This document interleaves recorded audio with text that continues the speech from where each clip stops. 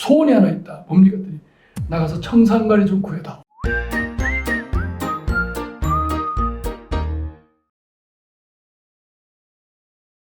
자, 신여 화이팅! 우리가 이제 나이가 들다 보니까 뭐 나중을 생각 안 할 수 없잖아요. 그래서 이제 노인들이 흔히 잠자듯이 죽는다. 이게 꿈이지. 근데 왜 그게 뭐 곧 그 뜻대로 되냐고. 네? 맞아요. 그래서 자오자는 그게 우리 바람이지만 또 그렇게 되면 큰일이거든. 맞아요. 그 식물인간으로 오래 투병하거나 네. 말기암이거나 치료해도 회복이 안 되는 경우가 많잖아요. 그런 경우는 정말 피하고 싶어요. 그럴 경우에 소생 가능성도 없고, 근데 그런데도 좀 상황이 나빠지면 이제 가족들이 수술해보자, 의사들도 수술해보자, 뭐 한 며칠이라도 더 살면 더 좋지 않냐, 뭐 이래가지고 뭐 가족 간의 의견이 분분하다고. 결국은 그러다가 보면 큰 수술하고 며칠 만에 또는 뭐 일주일내로 돌아가시고 이런 일이 많다고. 그런 게 다 안타깝지. 그 내가 주변에서 보면은 그럴 경우에 본인도 죽을 지경이고 또 한편으로 보면은 참 가족들도 참 부모님 뭐 잘 모시고 친척들 참 가까운 친족들 돌봐야 되지만 그 고통도 보통 일은 아니지. 그래요. 아유. 그 우리 어머니가 이 중환자실에서 인공호흡기를 오래 끼고 계셨는데 나중에 그 빼고 나오셔서 하는 말이 중환자실에서 인공호흡기를 끼고 있는 그 괴로움은 너무 힘들다는 거지. 근데 그거를 우리가 잘 모르잖아.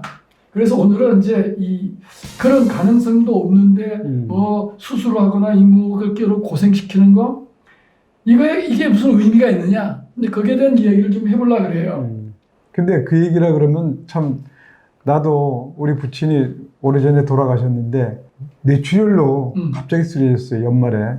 근데 그야말로 뇌출혈이 되니까 의식도 없고 몸도 움직이지 않은데 그런 상태에서 1년 반 이상을 하시다 가셨는데 근데 처음에는 이제 곧 소생하겠지 하고 했는데 나중에 보니까 의사들도 가능성이 별로 없다는 거예요. 근데 그 당시로 볼 때는 어떻게 할 수가 없으니까 1년 반을 그 상태로 사셨는데 전혀 몸이 움직이지도 않고 반응도 안 하고 근데 그걸 쭉 그래서 돌아가시는 걸 보면서 생각하는 게 과연 그런 식의 사는 게 무슨 의미가 있을까 좀 그런 생각을 그때 많이 했다고. 나도 우리 회사 후배 한 사람이 뭐 나이 그렇게 많지 않았지만 폐암에 걸렸어요. 이제 그 암센터에서도 이제 거의 뭐 이제는 끝이다 그러고 퇴원을 시켜가지고 집에 마지막 며칠 있었던 모양인데 그 폐암의 고통이 그 보통이 아닌 거 모양이에요. 그래가지고 가족들한테 나중에 얘기 들으니까 그 고통을 못 참아가지고 침대에서 내려와서 창문으로 뛰어내리려고. 그러니까 참 이제 그런 얘기 들으면은 정말 참 마지막에 그렇게 고생하는 어떤 그런 상황이. 내가 그 대우 시절에 우리 그 선배 이사 한 분이 이제 간암이 걸린 거야. 근데 간암 말기인데 내가 이제 문병을 갔더니 배가 이렇게 복수가 차서 통증이 말도 못해. 그래서 내가 나한테 내 손을 딱 잡더니 야, 자네 나하고 친하잖아. 예. 내 소원이 하나 있다. 뭡니까? 그랬더니 나가서 청산가리 좀 구해다. 아, 그 정도야? 내가 그거 먹으면 바로 죽는데. 그래서 내가 나가서 그 얘기를 했더니 가족들이 펄쩍 뛰는 거야. 옆에서 그거 갖다 주면 너 살인죄야. 살인 방조죄야. 그래서 못했다고. 그런데 그 자리에서 죄송합니다. 제가 그거는 못 가져오겠습니다. 했더니 소리를 좀, 야, 이 새끼야, 가! 딱 그러는 거야. 왜? 너 내 고통스러운데, 너 뭐 하러 왔어? 뭐, 내 고통 즐기러 왔어? 나가! 그래가지고 내가 그냥 나왔다고. 어디 소리를 지르는지, 왜? 그 참내 그걸 보면서 느낀 게 너무 많아. 근데 그러고 얼마 있다가 돌아가셨거든. 이게 그분은 그 고통을, 그건 말도 안 되는 거지, 사실. 실제 과거에는 그런 식의 이제 고통을 호소를 해가지고 막 환자들이 치료할 가능성도 없고, 나을 가능성도 없고, 그런데도 의사가 그 치료를 중단할 수가 없었단 말이지. 그러니까 지금 와서 이제 제도가 많이 바뀌었지만 과거에는 그런 식의 회생 가망성도 없고 고통스러워하고 그런데도 뭐 본인이나 또 가족들이 저 치료를 중단했으면 좋겠다 하더라도 중단을 시킬 수가 없었어요. 중단을 했다가는 그게 의사나 이런 분들이 소송 걸리지. 소송 걸리거나 처벌을 받고 또 그중에 이제 일부 불만 있는 가족들이 또 문제 제기를 하면 안 되기 때문에 그런 상태에서 그냥 계속 영양치료를 한 게 과거 일이었지. 그래서 2018년 이후부터 시행되는 법이 있죠. 그게 하나의 촉발된 것 같아요. 그러니까 존엄사에 대한 건데, 그렇죠. 예, 결국은 그 말기 환자나 아니면 임종 과정에 있는 환자들, 그렇죠. 좀 이 자연스럽게 죽음을 맞이할 수 있도록 하는 그런 법이죠. 하여튼 맞아요. 그래서 우리 어머니가 중환자실에 계실 때 그때 이제 의사 선생님이 오래 계셨는데 의사 선생님 하는 얘기 있어요. 거기 이제 매일 그 돌아가신 분들이 나오고 하니까 우리나라는 잘 먹고 건강하고 잘 사는 얘기를 무지하게 많이 하는데 잘 죽는다든가 죽음에 대한 공부를 너무 안 한다. 안타깝다. 그래서 저렇게 고생하시다가 돌아간다 이거예요. 근데 지금 그 기억이 아주 생생하다. 그 법 내용에 대해서 좀 잘 알아요? 고도다 시청자들 그래서 잘 아시는 내가 것 같은데. 그걸 그때 많이 봤죠. 그래서 이제 이게 법이 좀 바뀌어 가지고 담당 의사나 또는 해당 분야의 전문 의사가 이분은 회복 불능입니다. 말기 상태입니다. 라고 딱 판단을 하잖아요. 그러면 또 본인 가족이나 본인이 평소에 뭘 해놓거나 가족이 우리도 이 정도면 인공호흡기 뭐 끼는 거 무슨 뭐 혈액투석이나 항암제 그만 뭐 방사선 치료 그만 심폐소생술 안 해 뭐 이렇게 하면은 이제 그 법도 있고 하니까 의사가 중지를 할 수 있어요.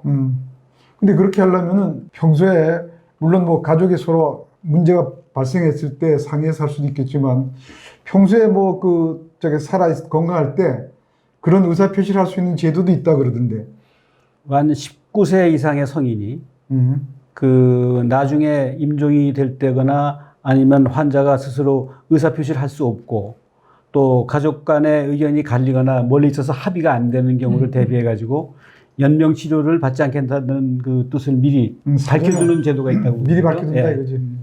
그게 사전 연명 의료 의향서라고 있어요. 나는 우리 부부는 이미 그거 했다고. 했어요? 벌써? 했지. 내가 보여드릴게. 그거 빠르다. 이게 사전 연명 의료 의향서가 이제 있는데 저희 부부는 이미 했죠. 근데 그거를 참 동작도 빠르네. 그거 어디서 신청을 해? 그 쉽게 어디 가까운 데 있는가? 우리 주변에? 이거는요. 정부가 이걸 좀 어떻게 보면 쉽게 많이 하라고 장려하라고 보건소나 큰 대형 병원, 뭐 건강보험공단 지사 또는 국립이 연명의료관리기관인데 거기에 연락을 해도 돼요. 전국에 수백 군데가 있어요. 할 수 있는 데가. 그게 국민 연명의료 관리기관이라는 따로 있군요. 따로 있어요. 아예. 뭐 지금 우리 얘기하는 게 존엄사 얘기인데. 그렇죠. 그다음에 안락사라는 것도 있잖아요. 그렇지. 존엄사는 말하자면 불필요한 의미 없는 생명 연장을 안 하겠다 이런 거고, 그러니까 의료 조처를 뭐 항암 치료 중지한다든가 이런 걸 하는 거고, 안락사는 적극적으로 죽음으로 이르게 하는 거예요. 이르게. 그러니까 뭐 약을 넣든지 뭐 다른 해서 돌아가시게 하는 거지. 그거 보니까 내가 기억나네. 그 외국서 스위스라고 기억을 하는데 그렇죠. 어떤 외국인이 막 사는 게 고통스럽고 막 이렇게 하니까 그 나라는 이제 지금 말하는 안락사가 허용이 안 되는데 지금 스위스는 허용이 되는 모양이라. 그렇죠. 그래서 스위스로 가가지고 그 자기 안락사의 의사를 표시해가지고 그 병원에서 합법적으로 생명을 어떻게 보면 적극적으로 끄는 거지. 그렇죠. 그렇죠. 그래서 아마 나라에 따라서는 좀 허용하는 나라가 있는가 봐. 유럽에는 여러 나라가 있어요. 그 뭐 아까 스위스 얘기했지만 프랑스, 스페인 뭐 많아요. 미국도 좀 있지 않아요?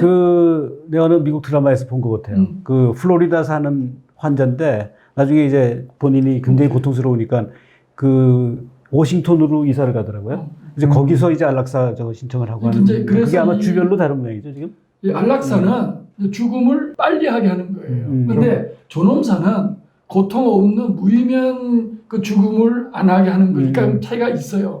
그렇다고 이제 우리가 아까 사전연명 의료 의학서를 썼다 그래도 불필요한 의료 행위를 안 하는 거지. 통증 완화 치료라든가 영양분 물 공급한다든가 산소 공급 이거 다 해요. 그 치료를 안 하다 보면 이제 고통 없이 서서히 돌아가시는 거지. 이렇게 불필요한 의료 행위를 안 하는 거죠. 그러니까 우리나라는 아직 그 안락사는 허용이 안 되는 나라죠. 허용이 안 돼 있어요. 그 안락사는 뭐 여전히 그 참 논쟁의 거리가. 논쟁이 종교계부터 시작해서 이게 논쟁이 많을 거예요. 내 개인적으로도 쉽지 않을 일 같아요. 그렇죠, 그렇죠. 하여튼 뭐 만일을 대비해서 사전 연명 의료 요양서 작성해주면 참 좋겠네. 아, 이거 네? 하세요. 네. 저처럼 하시면 네. 자식들도 알고 있으면 좋고 또 또 이게 왜 알아야 되냐? 나중에 뭐 아니다 뭐 기다 자식들이 싸우면 안 되니까. 나도 그 우리 부친 아까 얘기처럼 부친경을 보니까 앞으로 좀 만들어 놔야 될 것 같아. 어떻게 보면 그 유사시에 주변의 가족들이나 또 그렇죠. 본인도 그렇고 필요할 것 같아요. 여러 가지 의미가 있는 것 같아요. 전체적으로 사회적인 비용도 줄이고 그렇죠. 그렇죠. 환자 자신도 어떤 존엄스러운 어떤 그렇죠. 말기를 맞이할 수 있는 그런 우리가 의미도 그렇게 있고. 될지 안 될지 모르지만 뭐 자동차 보험도 들어놓고 사고 안 난 사람 많듯이 일단 해놓고 비상시를 대비하는 건 나쁘지 않잖아요. 우리 그 시청자 이 고도달 시청자 여러분들께서는 이제 즉시 일주일 내로 좀 하시면 좋겠다. 자, 신여 여러분 감사합니다. 감사합니다.